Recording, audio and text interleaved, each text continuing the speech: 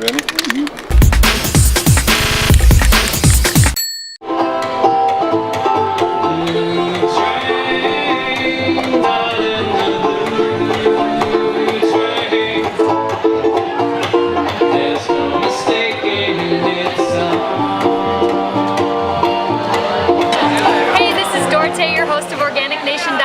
We're here at the MakerFaire just outside of San Francisco, and we're in the Homegrown Village tent, and there are a lot of different vendors that are doing local and sustainable food. And one of the things that people often say is, you know, okay, I have all this fresh produce, and now how do I keep it? How do I preserve it? Because, you know, my pantry is overflowing.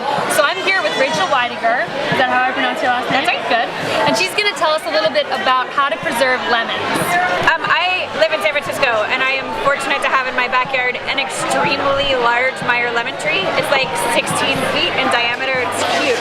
So to do preserved lemons, and you can do this with just grocery store lemons, but it's way better if you find a friend or a neighbor who has a citrus tree.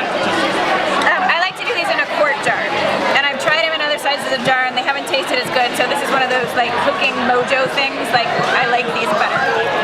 So start with a quart jar, and I use, when I start a jar, about that much salt in the bottom. That's about 2 teaspoons.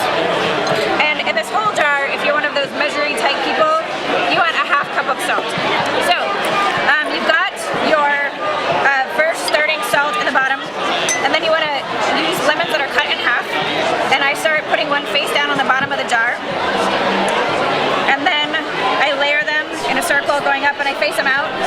I keep turning this jar over to show the bottom, so they're all kind of shook up and unbeautiful now, but you can get a very nice pattern. I love the nice patterns in the canned goods. I'm like, I made a beautiful thing today, and I can eat it. It's like a piece of art. So every time you put down a layer, put down a pinch, a big pinch, very small handful like that of salt, about 2 teaspoons on every layer, all the way up to the top. And then you're going to fill it up with lemon juice. And to do a jar like this takes kind of more lemons than you think. Like, I'll go out and pick like a grocery bag-ish amount of lemons, and then I'll do like 3 jars. So you squeeze some of the lemons, and the others you put in whole? Yeah, so the ones that are in here are whole, and then you just also put in lemon juice. And you fill the lemon juice, once it's all in there and you pack it down nice and tight, I pack it with lemons up to here, up to the neck of the jar. Then I pour lemon juice to cover them. And then I put a nice thick layer of salt on the top, about that much, like a pencil, yellow school pencil worth thickness of salt on the top. And I put the lid back on.